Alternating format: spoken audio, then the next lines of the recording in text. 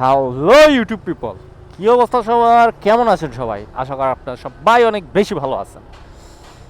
হ্যাঁ, আজকে জিক্সারের কিছু বেস্ট সাইড আমার পার্সোনাল অপিনিয়ন থেকে আপনাদের কাছে শেয়ার করব। চলেন শুরু করা যাক। জিক্সারের প্রথম বেস্ট সাইড, ভালো সাইড যদি বলা যায়, সেটা হলো এর ব্যালেন্সিং। দেখেন, আপনি যেইভাবে চাইবেন সেইভাবে গাড়িটারে নাচায় নাচায় এই শহরের ভিতর দিয়া যে কোনো জায়গায় আপনি এটা চালাইতে পারবেন। এটার যেই ওয়েট রেশিও সেটা খুবই ভালো, এটার যেই ব্যালেন্স সেটা খুবই সুন্দর। বলা যেতে পারে শহরে চালানোর জন্য, সিটিতে চালানোর জন্য পারফেক্ট একটা কম্বো ব্যালেন্সড বাইক হলো জিক্সার। এর ভিতর এক্সট্রা কিছু নাই, যা আছে সলিড আছে, সলিড দেওয়া আছে। এই হলো জিক্সারের ফার্স্ট একটা বেস্ট সাইড, হলো এর balancing controlling. Second best side এটার অ্যাক্সেলারেশন। ইয়েস বস, এটার অ্যাক্সেলারেশন খুবই সুন্দর। আপনি যেইভাবে চাইবেন সেইভাবে এটার অ্যাক্সেলারেশন দিতে পারবেন, মানে খাড়া টান যারে বলে, রেডি পিক আপ। অবশ্যই এটার ready pick up first, second and third গিয়ারে আপনি পাইবেন।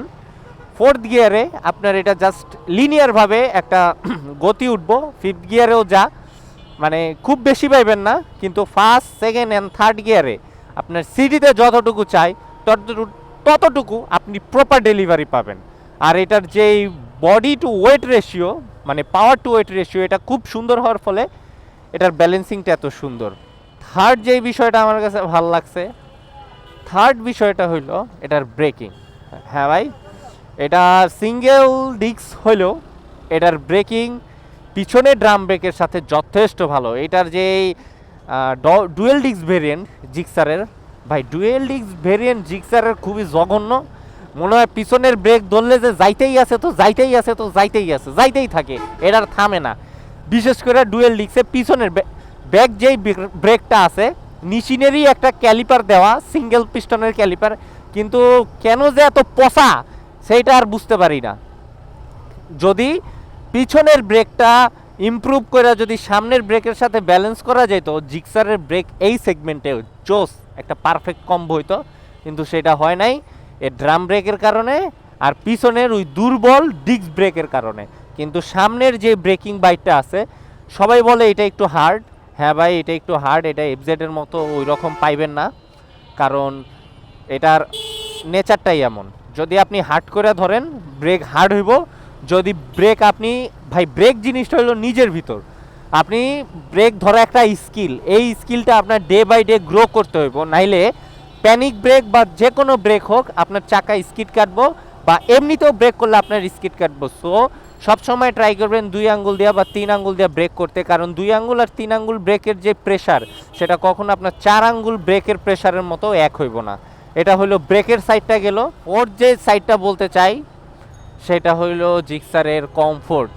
ইয়েস বস, এটা কমফোর্ট কিং না, এটার সিট অনেক হার্ড আমার পার্সোনাল অপিনিয়ন থেকে বলতেছি। কিন্তু আপনি যদি এক্সট্রা লেয়ার কুসুম অ্যাড করেন, ছোট বাচ্চা কাচ্চা নিয়ে রাস্তাঘাট, হারে বাঙালি কবে যে শুধরাবি। আমার মনে হয় উপরে যে ওভারব্রিজটা দিছে সেটা শুধু শুধু দিছে। আমাদের উচিত রাস্তার উপর দেয়া আরও বেশি বেশি পার হওয়া, এটাই তো চাই আমরা। হ্যাঁ, নিয়ম শৃঙ্খলা আমরা তোয়াক্কা করি না, আমাদের নিয়ম শৃঙ্খলা চাইও না।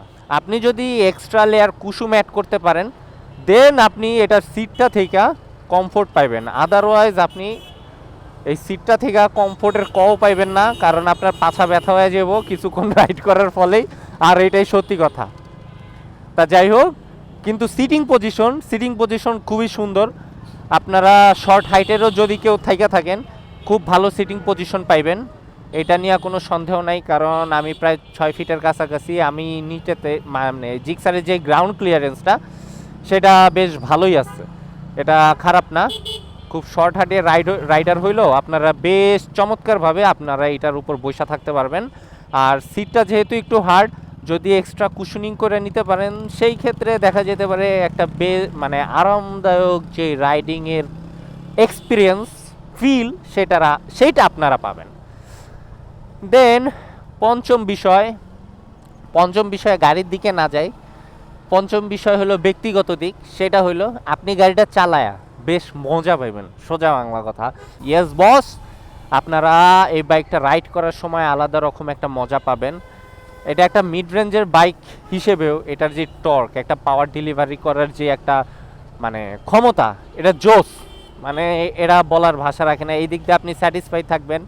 ইঞ্জিনের পাওয়ার নিয়ে আপনি যদি ওই রকম ইঞ্জিন পাওয়ার হাংরি পিপল না হন, তাহলে এটার ইঞ্জিনের পাওয়ার আপনারা স্যাটিসফাইড করব, অবভিয়াসলি করব। এটার ব্রেকও আপনারা যথেষ্ট পরিমাণ স্যাটিসফাইড করব। যদি ব্রেকটা নিজের বিষয়, উইদাউট এ বিএস, আপনার এটা নিজের উপর, ব্রেকটা সম্পূর্ণ নিজের উপর।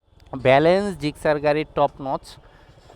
এটা আপনি যদি বলেন শহরের রাস্তায় ব্যালেন্স কেমন, এটা শহর রাস্তায় ব্যালেন্স অনেক সুন্দর। আপনি খেইলা মজা পাইবেন গাড়িটা দেয়া অ্যাটলাস, মানে যেইভাবে চান সেইভাবে এটারে নাচাইতে পারবেন।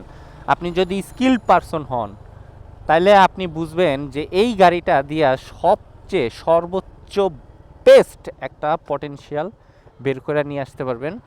এগুলা হইল গিয়া এই গাড়িটার পজিটিভ সাইড। আজকে জাস্ট পজিটিভ সাইড নিয়েই কথা বললাম। অন্য একটা ভিডিওতে অন্য কোনো দিন নেগেটিভ সাইড নিয়ে কথা বলবো। ততদিন পর্যন্ত টিল দেন আল্লাহ হাফেজ অ্যান্ড স্টে সেফ। আর হ্যাঁ, আমার ইনফরমেশনে যদি কোনো ভুল ভ্রান্তি থেকে থাকে প্লিজ সেটা কমেন্ট করে জানাইবেন আর আমারে বলবেন।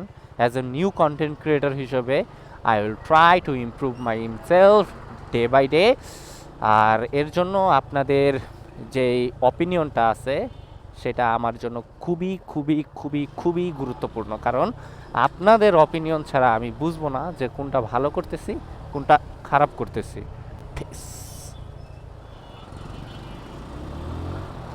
কি অবস্থা, কালো ধোঁয়া ছাড়তে ছাড়তে দেশটা শেষ করে ফেলাইলো।